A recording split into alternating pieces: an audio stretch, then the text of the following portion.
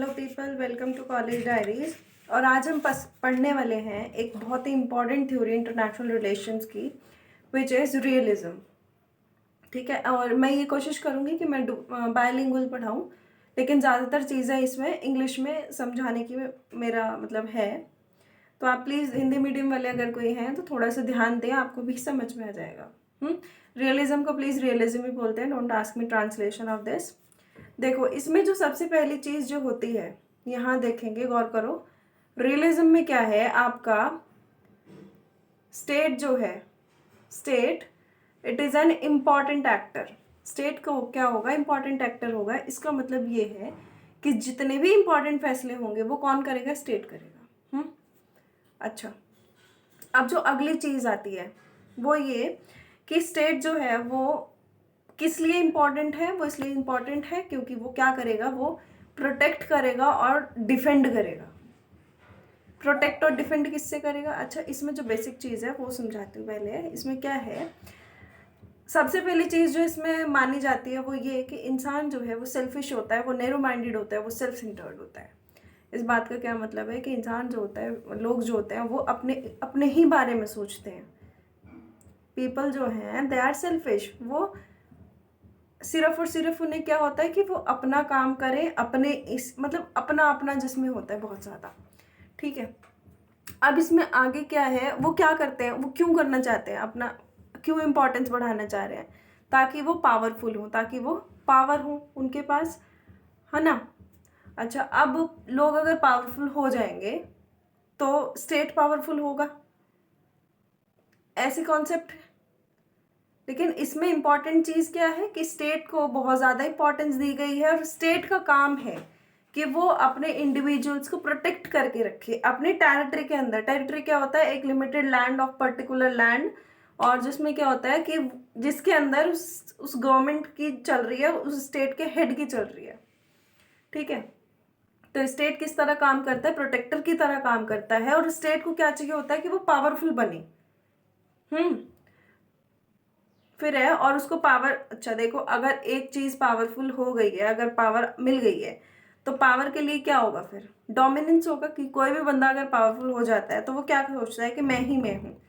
और इस यहाँ तो है ही मैं वाला सिस्टम, सेल्फिश है सब लोग। तो स्टेट जो है वो पावरफुल बनने की कोशिश करता है। किस लिए करता है, ताकि वो बाकी स्टेट्स को डोमिनेट कर पाए। अब इसमें जो नेक्स्ट एक्सपेक्ट आप देख रहे हो, सिक्योरिटी।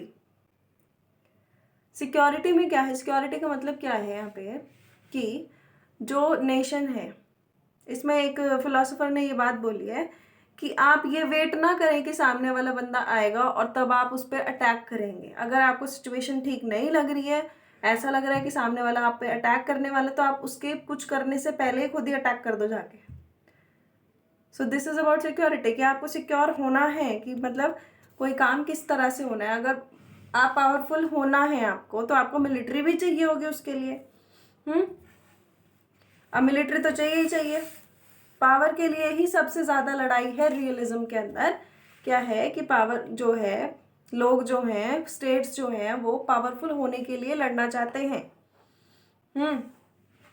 और इसमें एक ये है कि आपका कहीं से इंटरनेशनल ऑर्गेनाइजेशन कोई इंपॉर्टेंस नहीं रखता। यहाँ इंपॉर्टेंट क्या है, स्टेट। स्टेट एक्टर्स इंपॉर्टेंट है, नॉन स्टेट एक्टर्स इंपॉर्टेंट नहीं है। नॉन स्टेट एक्टर्स कौन से होते हैं, गैर राज्य वाले एक्टर्स होते हैं आपके, जैसे आपका एनजीओ हो गया, मल्टीनेशनल ऑर्गेनाइजेशंस हो गए, और आपका इंटरनेशनल ऑर्गेनाइजेशन हो गया, अंतर्राष्ट्रीय संगठन जिनको आप बोलते हैं, वो सब इंपॉर्टेंट नहीं है। और ना ही कोई वर्ल्ड गवर्नमेंट की बात है। इस तरह की चीज़ें हैं।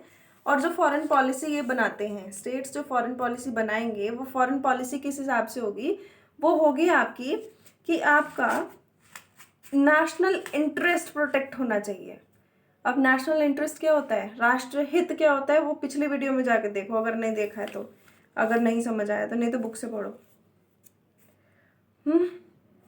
अब इसमें अगर आपसे पूछा जाए कि कोर वैल्यूज़ क्या हैं या आपका बेसिक कॉन्सेप्ट क्या है, तो नेशनल सिक्योरिटी के लिए काम करते हैं और पावर के लिए काम करते हैं। डोमिनेशन चाहिए, ठीक है, और स्टेट आपका प्रोटेक्ट करता है। और स्टेट को प्रोटेक्शन के लिए क्या करना होता है, उसको मिलिट्री भी चाहिए होती है। बिना मिलिट्री के प्रोटेक्शन नहीं होगी। अब क्या है, ये जो आइडियोलॉजी है आपकी, रियलिज्म वाली जो आइडियोलॉजी है, इसको दो पार्ट्स में डिवाइड किया गया है। एक है क्लासिकल, दूसरा है कंटेम्प्रेरी। ठीक, क्लासिकल जो है वो 1950-60s के बाद आया, और उसमें कुछ फिलोसोफर जो हैं, जैसे थॉर्नडाइक हो गया, मैकियावेली हो गया, होब्स हो गया। थॉर्नडाइक जो है वो ग्रीक है, यूनान के हैं। होब्स जो है वो इंग्लिश है, और मैकियावेली जो हैं वो इटालियन है। तो बहुत ही अलग अलग जगह से लोग हैं, इसमें रिलेट करते हैं जो इस थ्योरी से। अब इस थ्योरी के अंदर जैसे आपने यहाँ देख रहे हो ना, ये जो कोटेशन एक लिखा हुआ है मैंने, war of all against all, ये जो दिया था ये आपके हॉब्स भाई साहब ने दिया था, थॉमस हॉब्स ने दिया था। और इस फिर जो कंटेम्प्रेरी है उसको आप साइंटिफिक अप्रोच भी बोलते हैं, उसको आप न्यू रियलिज्म भी बोल देते हैं, उसको आप स्ट्रक्चरल भी बोल देते हैं, क्योंकि वो बाद में आया है इसलिए उसको न्यू बोलते हैं। ठीक है, और इसके बारे में हम अगली उसमें पढ़ेंगे वीडियो में, क्योंकि बहुत लंबा हो जाएगा अदरवाइज। अच्छा, इंडिया से अगर आपसे पूछा जाए कि इंडिया से कोई है ऐसा जो मतलब रियलिज्म से रिलेटेड हो कहीं ना कहीं, तो इट इज कौटिल्य। कौटिल्य जो है वो ये मानते थे कि पावर जो है ना वो एक ऐसी चीज़ है जो आपके पास होनी चाहिए। आप किसी पर भरोसा नहीं कर सकते हैं, मतलब आप ऐसे भाईचारे में सद्भाव में नहीं आ सकते हैं। आपको मिलिट्री रखनी चाहिए ताकि आप अटैक कर पाएँ, ताकि आप पावरफुल हो सके, ताकि आप एक्सपैंड कर पाएँ। अच्छा, रियलिज्म जो है वो आया क्यों था? वो आया इसलिए था क्योंकि बहुत ज़्यादा परेशानी हो गई थी। किस वजह से? आइडियलिज्म की बातों से। आइडियलिज्म का आप अभी के लिए ऐसा समझें, जो चीज़ें चाहिए में होती हैं कि हम राज्य को ऐसा होना चाहिए, सरकार ऐसी होनी चाहिए, मतलब एक आइडियल चीज़ें बिठा के रखें कि भाई हमें ना यहाँ पहुँचना है, हमें इंसान को ऐसा होना चाहिए, ये होना चाहिए। तो ये वाली चीज़ें आइडियलिज्म वहाँ है। आइडियलिज्म जो है उसमें सारी चीज़ें थ्योरेटिकल है, और रियलिज्म में सारी चीज़ें प्रैक्टिकल आई कि आपने ये चीज़ें क्यों करनी है, उन्होंने रीज़न भी प्रोवाइड किया। ठीक है, और ये लोग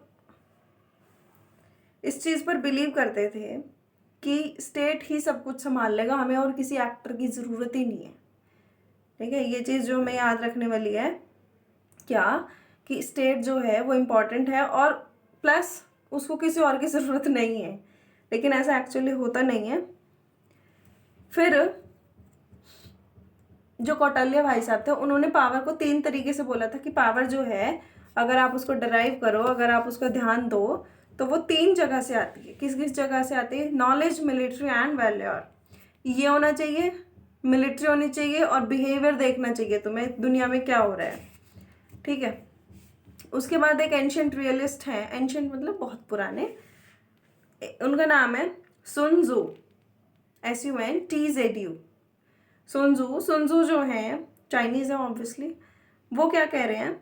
वो कह रहे हैं कि रूलर्स को ना, राजाओं को मोरल रीजनिंग नहीं होनी चाहिए कि भाई आप भावनाओं में बह के कुछ डिसीजंस लें, इस तरह का नहीं होना चाहिए। आपको क्या होना चाहिए? आपको प्रैक्टिकलिटी के साथ जीना है, और अगर कोई प्रॉब्लम आती है तो आप उसको खुलकर फेस करें। प्लस दूसरी चीज़ इन्होंने जो बोली, जो कौटिल्य से बहुत ज़्यादा मैच करती है, वो क्या, कि नेबर्स आपके दोस्त नहीं हो सकते हैं। कौटिल्य भी ये कहते थे कि आपके दुश्मन का दुश्मन आपका दोस्त हो सकता है। जैसे उन्होंने क्या किया, सबसे पहले आपका ये बनाया कि ये हमारा स्टेट है, उसके पास वाला जो है वो आपका दोस्त नहीं है, वो आपका दुश्मन है, क्योंकि वो भी कोशिश करेगा कि वो अपना एरिया एक्सपैंड कर ले और आपके राज्य को अपने राज्य के अंदर मिला ले। तो दुश्मन के ऊपर क्या होगा? वो दोनों दुश्मन हो जाएंगे, दोनों आपस में, तो ये दोस्त हो जाएंगे।